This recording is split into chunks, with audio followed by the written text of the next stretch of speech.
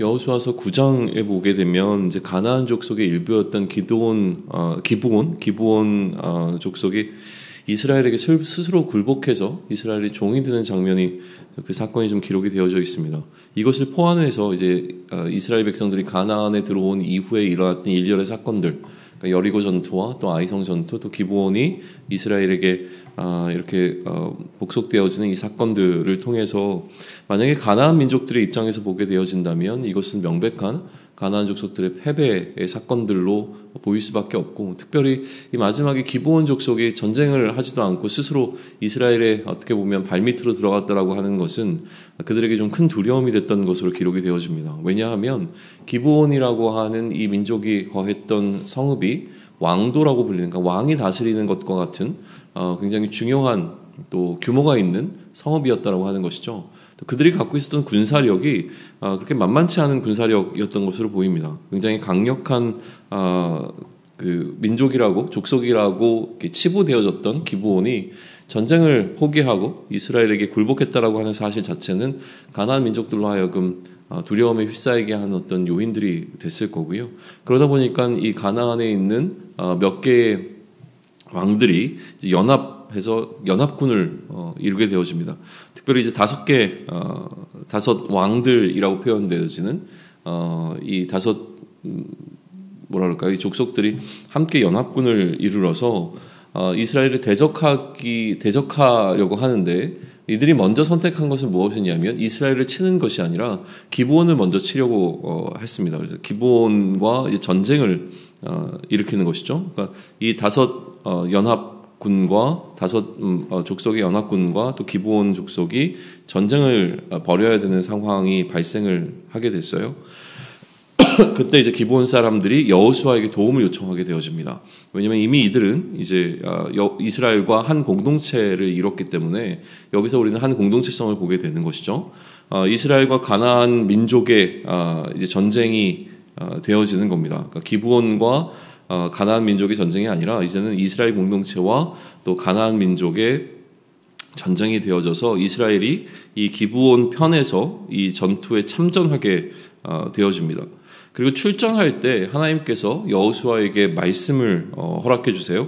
그래서 이 전쟁은 하나님의 전쟁이 되어서 이스라엘을 승리로 이끌어가게 되어집니다. 그 이야기가 이제 8절부터 10절까지 이어지는 내용이고요. 또 이 전쟁이 하나님의 전쟁이 되었다라고 하는 결정적인 증거는 11절에 보게 되어지면 하나님께서 이들에게 그러니까 대적들에게 우박을 내리시는 장면이 등장을 하거든요.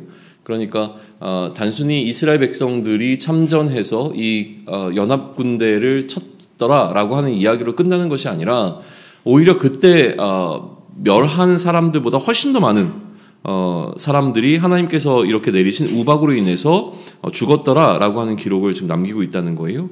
그러나 아직 완벽하게 지금 다 끝난 전쟁은 아니었습니다. 나중에 한 번 더 이들을 치기 위해서 성읍을 찾아가게 되어지는데, 아무튼 하나님께서 이 전쟁을 이끌어가고 계시는 또 초자연적인 방식을 통해서 개입하고 있는 것을 우리는 보게 되어지는 것이죠. 특별히 이제 12절로부터 14절, 15절까지의 내용을 보게 되어지면 하나님께서 이제 해를 멈추시게 되어지는, 또 그 요청을 통해서 하나님께서 해를 멈추셨다라고 하는 사건이 기록되어져 있기 때문에 하나님의 개입을 우리는 보게 되어지는데, 실제로 이제 해와 달이 멈춰지는 이 사건을 어떻게 이해할 것인가라고 하는 부분에 있어서 우리의 논리와 이성적으로 이해되지 않는 상황이잖아요. 그러다 보니까 여러 가지 학설들이 존재할 수밖에 없습니다. 그러나 어떤 14절에 보게 되면 여호와께서 사람의 목소리를 들으신 이와 같은 날은 전에도 없었고 후에도 없었나니 이는 여호와께서 이스라엘을 위하여 싸우셨음이라 라고 하는 것이 포인트가 되어진다면, 그러면 우리가 굳이 이것을 해석하려고 애쓰는 것이 아니라 이것을 하나의 사건으로 받아들이고 믿는 것이 훨씬 더 중요할 것으로 보여집니다. 우리가 경험할 수 없고 경험하지 못했던 사건이지만 그럼에도 불구하고 하나님께서 이렇게 하실 만한 능력이 없으신 게 아니기에 우리는 그 사건이 실제로 일어났다라고 보면 될 것 같고요. 그처럼 여기서 강조되어지는 것은 어떻게 해가 머물렀느냐에 포커스가 있는 것이 아니라 하나님께서 이스라엘과 함께 이 전투에 참전하셔서 이 전투 전체를 하나님의 전투로 이끌어 가신다라고 하는 사실을 우리는 훨씬 더 주목해서 보시면 그렇게 묵상하시면 좋을 것 같습니다. 그래서 길갈 진영으로 다시 한번 돌아오는 것. 길갈은 이제 이스라엘이 요단강을 건너자마자 그러니까 머물렀던 곳을 길갈로 지금 보고 있어요. 그래서 그 길갈 지역이 이제 여리고성이 위치한 그 지역이겠죠. 그러니까 처음 그들이 요단강을 건너와서 어떤 수경지로 삼은 것이 이들의 베이스 캠프가 되었던 것 같습니다. 그래서 이들은 다시 전투에 참여하고 돌아와서 길갈로 이제 길갈에 돌아오게 된 거죠. 그리고 난 다음에 그 5 왕들이 일단 도망해서 막게다 굴에 숨어 있었는데 그 숨어 있었던 5 왕들을 어떻게 처리했는가라고 하는 이야기가 16절로부터 27절까지의 내용에 기록이 되어져 있습니다. 그 굴을 막아버렸었거든요. 막고 이 5 왕들이 오도 가도 못하게 일단은 그 안에다가 이렇게 킵해 놓았다가 나중에 전투를 마치고 돌아와서 그 굴을 열고 이 5 왕들을 끌어냅니다. 끌어내서 그 왕들의 목을 발로 밟으라고 명령을 해요. 그래서 그 5 왕들의 목을 발로 밟고요. 그리고 난 다음에 이들을 나무에 그러니까 죽여서 나무에 매달고 저녁까지 달아두었다가 시체를 이제 굴 안에 던져 넣고 굴을 다시 또 막아버리는 그 기록이 좀 남아 있고요. 이 사건이 있고 난 다음에 이제 이스라엘은 가나안 남쪽 지역에 있는 민족들과 전투를 벌이게 되어집니다. 그래서 일련의 전투들이 쭉 기록이 되거든요. 막게다 전투, 또 림나 전투, 라기스 전투와 또 게셀, 또 에글론 전투, 헤브론 전투, 드빌 전투라고 하는 이 전투들이 각각 뭐 한 절에서 2절 정도의 분량으로 계속 연달아 기록이 되어져 있고 이 모든 전투는 이전에 있었던 전투와 동일한 방식으로 승리를 가져왔더라라는 형식을 가지고 기록이 되어집니다. 그러니까 막게다 전투 같은 경우에는 이제 여리고 왕의 해안과 동일한 방식으로 승리했더라 이런 이야기고요. 그리고 뭐 에글론은 그 전에 있었던 리기스 전투를 또 헤브론은 에글론을 뭐 이런 방식으로 기록이 계속 이어져 가는 것이죠. 동일한 방식으로 하나님께서는 이들로 하여금 가나안 남쪽 지방을 전부 다 정복하게 하셨다라고 하는 기록을 지금 남기고 있는 것이고요. 모든 전투에서 승리한 기록들을 이렇게 남겨놓고 있습니다. 그리고 마지막 40절로부터 43절이 이처럼 이 이스라엘이 가나안 남쪽 지방을 정복한 사건에 관한 이제 결론을 이야기를 하죠. 그래서 이들이 한 이 모든 것이 실제로 이전의 전투와 같았더라라고 하는 것으로 결론을 맺는 것이 아니라 하나님께서 이스라엘에게 하신 명령과 같았더라라고 하는 것으로 결론을 맺고 있습니다. 그러니까 이 모든 것은 하나님께서 그들이 약속하신 대로 이루어졌다라고 하는 것을 강조하고 있죠. 그리고 이 여호수아가 온 이스라엘과 더불어 다시 길갈 진영으로 돌아오는 것으로 그래서 수경지로 다시 돌아오는 것으로 여호수아 10장은 마무리가 되고 있어요. 자, 그러면 우리가 지금까지 여호수아 10장까지 이제 오는 과정 가운데서 우리는 이제 무엇을 보았냐면 하나님께서 이들에게 사명을 허락하셨고 그 사명을 통해서 이들은 가나안을 정복해 나가는데 여리고라고 하는 축복을 이들이 경험한 것과 아울러서 아이성에서 패배를 통해서 나름대로 저주를 경험했단 말이죠. 그리고 다시 이들이 아이성의 재전투를 통해서 승리를 맛보고 난 이후에 이들은 다시 한번 하나님 앞에서 그들을 정돈시키고 그리고 결단함을 통해서 말씀 가운데 서 있을 것을 하나님께 예배함을 통하여서 드러냈죠.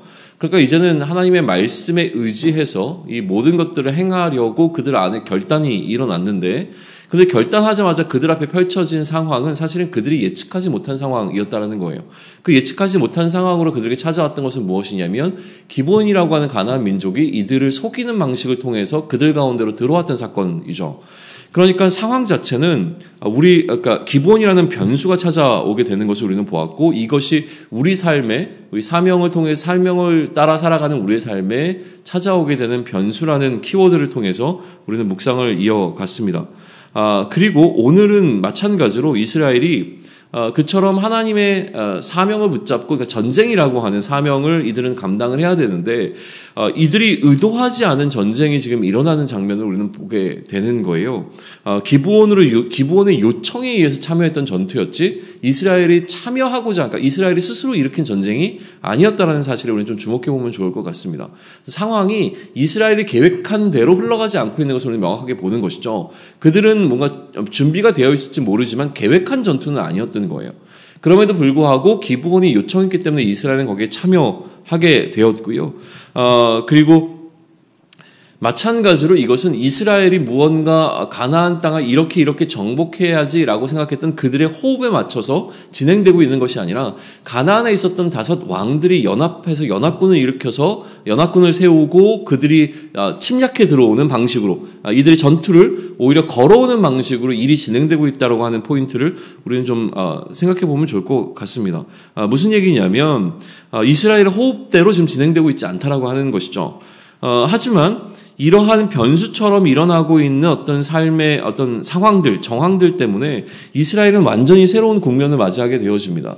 어떤 일이 발생했냐면 이스라엘은 이 전쟁으로 인해서 가나안의 5 왕을 죽일 수가 있었죠. 그리고 이 5 왕을 죽이는 사건이 갖고 있는 굉장히 중요한 포인트가 있는데 그것은 무엇이냐면 이것이 온 이스라엘에게 하나의 샘플로 작용하고 있다고 하는 것을 우리는 오늘 본문을 통해서 보게 되는 거예요. 뭐냐면 승리에 대한 명확한 샘플이 되어주고 있습니다. 이 왕들의 사건이 왜 중요하게 기록이 되고 다른 전투에서는 이렇게 상세하게 기록이 되지 않느냐? 이 5 왕들과의 전투가 이후에 벌어지는 전투에 있어서 굉장히 중요한 하나의 모델적 역할을 하고 있다라고 하는 생각을 갖게 하는 본문이 오늘 여호수아 10장인데 특별히 25절에 보게 되면 이러한 기록이 등장합니다. 여호수아가 그들에게 이르되 두려워하지 말며 놀라지 말고 강하고 담대하라. 너희가 맞서서 싸우는 모든 대적에게 여호와께서 다 이와 같이 하시리라 라고 되어 있어요. 그러니까 다 이와 같이 하실 것이다 라고 하는 것은 지금 이 한 번의 전투를 통해서 하나님께서 이스라엘 백성들에게 교육적인 어떤 효과를 가져오는 어떤 일들을 벌이셨다라고 하는 건데 어떤 일들이 있었냐면 5 왕의 목을 짓밟는 퍼포먼스가 있었습니다.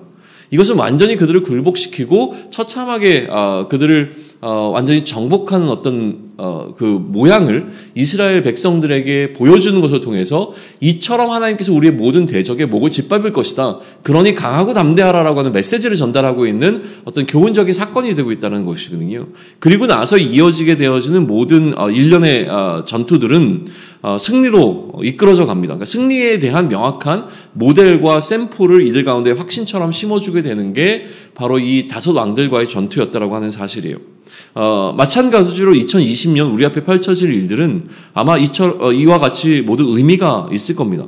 우리의 삶에는 예측할 수 없는 사건들이 반드시 일어날 수밖에 없죠. 또 우리는 이 상황 속에서 하나님께 묻지 않고 우리의 뜻대로 행하게 되는 실수를 이스라엘처럼 범하게 될지 모릅니다. 범하게 될 것이 너무나 명확해 보입니다. 또 내 의지와는 전혀 상관없이 흘러가는 상황 속에 우리가 우리의 삶을 개입해야 되는 일들이 있을 겁니다. 그러다 보니까 그렇게 흘러가야 되는 상황이 굉장히 불편할 수 있습니다. 내가 원하는 방식대로 흘러가지 않고 내가 왜 이 일을 해야 되는가라고 하면서 조금은 수동적인 방식으로 우리 앞에 놓여지는 삶에 끌려가는 느낌을 받게 될지도 모른다라고 하는 사실이죠.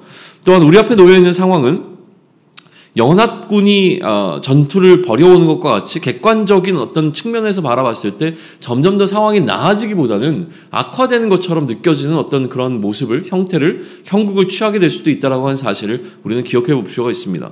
그러나 이처럼 이스라엘이 의도치 않게 참전한 연합군 간의 전쟁을 통해서 이 전쟁은 앞으로 이들이 계속 벌여야 하는, 앞으로 이들이 거쳐가야 되는 모든 상황들 가운데서 승리라고 하는 것에 관한 확신을 주는 모델이 되는 사건이었던 것과 마찬가지로 우리가 우리의 삶 가운데서 마주하게 되는 모든 상황들은 그것이 그리스도 안에서 모두 다 의미가 있는 사건들이라고 하는 것을 놓치지 않았으면 좋겠다라고 하는 것입니다. 이어지는 승리의 사건들은 이러한 이전에 있었던 사건이 주는 확신과 무관하지 않기 때문에 그렇습니다. 그러니까 우리의 삶의 저항 가운데 하나님께서 항상 우리와 동행하신다라고 한다면 하나님이 이 상황을 통해서 하나님께서 어떻게 우리와 동행하고 계신지를 우리에게 나타내 주실 것이고 그것을 우리가 경험해낼 수 있다면 이후에 우리 앞에 어떠한 사건들이 놓인다고 할지라도 하나님께서 우리가 동행하시기에 우리는 강하고 담대할 수 있다고 하는 사실을 오늘 본문을 통해서 우리는 깨닫게 되는 겁니다. 이전에 우리가 경험했던 삶의 경험들을 통하여 하나님께서 우리와 함께 하신다는 그 확신이 모든 상황 가운데서 승리를 이끌어낼 수 있는 귀한 어떤 용기와 또 지혜가 되어지는 사건들이 된다고 하는 것이죠. 그러니 지금까지 우리가 걸어왔던 모든 이 걸음의 여정들은 무의미한 것이 아니라 앞으로 우리가 경험하게 될 모든 상황에서 승리를 이끌어주는 굉장히 강력한 힘이 될 것이고요. 그 힘을 통해서 두렵지 않고 또 강하고 담대함으로 말미암아 승리할 수 있는 한 해가 되기를 소망을 합니다. 여기에 한 가지 더 우리가 묵상하면 좋겠는데요. 우리가 승리를 경험하게 되었을 때 때로는 그 승리가 나의 능력 때문에 일어난 것처럼 우리는 교만해질 가능성이 다분합니다. 그러나 우리는 이 사건을 경험하고 되돌아보게 될 때 깨닫게 되는 것은 하나님의 은혜라고 하는 사실을 놓치지 않았으면 좋겠습니다.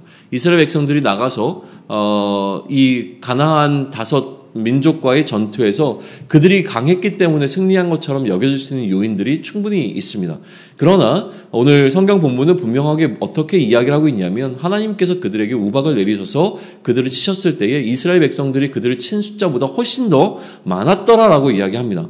또한 이 승리를 이끌기 위해서 하나님께서 개입하셔서 해와 달을 멈추시는 초자연적인 개입을 통하여 이들의 승리를 보장하셨고 이끌어가셨다는 사실을 기록하고 있다라고 하는 것은 이스라엘을 하여금 교만해지지 않는 역할을 감당했을 것이 너무나 분명하다는 것이죠. 하나님께서 함께 하셨기에 승리하신 사건이고 하나님께서 함께 하지 아니하셨다면 승리할 수 없었던 사건이라고 하는 것을 명확하게 밝혀주고 있는 것을 우리는 꼭 짚고 넘어갈 수 있으면 좋겠습니다. 우리 삶 가운데 우리는 반드시 승리를 경험하게 될 것이고 승리하게 될 것입니다.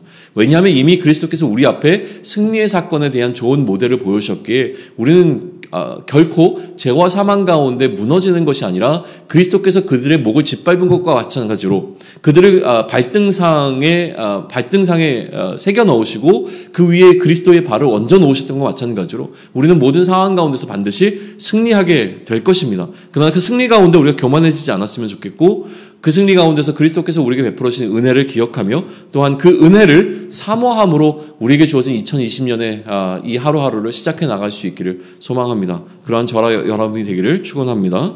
아멘.